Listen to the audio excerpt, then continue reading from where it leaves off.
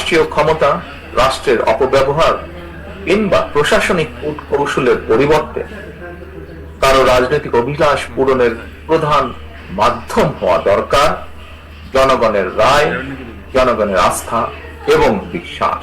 অন্তর্বর্তীকালীন সরকারের পক্ষে অবৈধ নির্বাচন অনুষ্ঠান সম্ভব কিনা কোন কোন মহল থেকে এমন ধরনের প্রশ্ন উপস্থাপন বিচ্ছিন্ন বক্তব্য হিসেবে বোধহয় দেখার আজ কোনো সুযোগ নেই।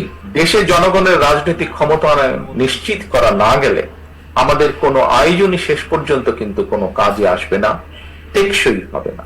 সাম্প্রতিক সময়ে দেশে সংঘটিত কিছু নৃশংস এবং অনাহত ঘটনা জনমনে অন্তর্বর্তীকালীন সরকারের সক্ষমতাকে ক্ষেত্র বিশেষে কিছু প্রশ্নবিদ্ধ করেছে।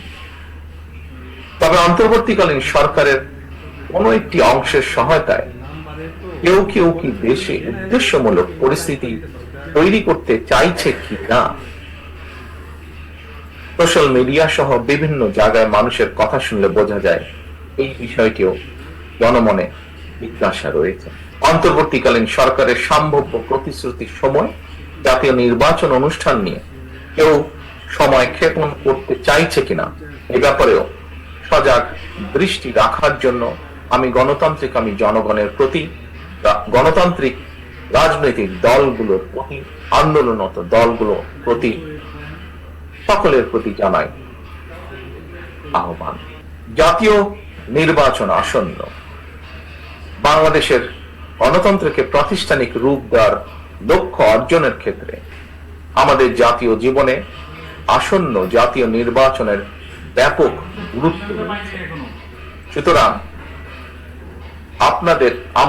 আমাদের সকলের কোন আবেগ তাড়িত কিংবা ভুল সিদ্ধান্তের কারণে রাষ্ট্র রাজনীতিতে ভবিষ্যতে আর যাতে কোনো চরমপন্থা কিংবা ফ্যাসিবাদ পুনর্বাসিত হওয়ার সুযোগ না পায় সে ব্যাপারে আপনাদেরকে তথা সমগ্র দেশবাসীকে সতর্ক এবং দায়িত্বশীল ভূমিকা পালন করতে হবে।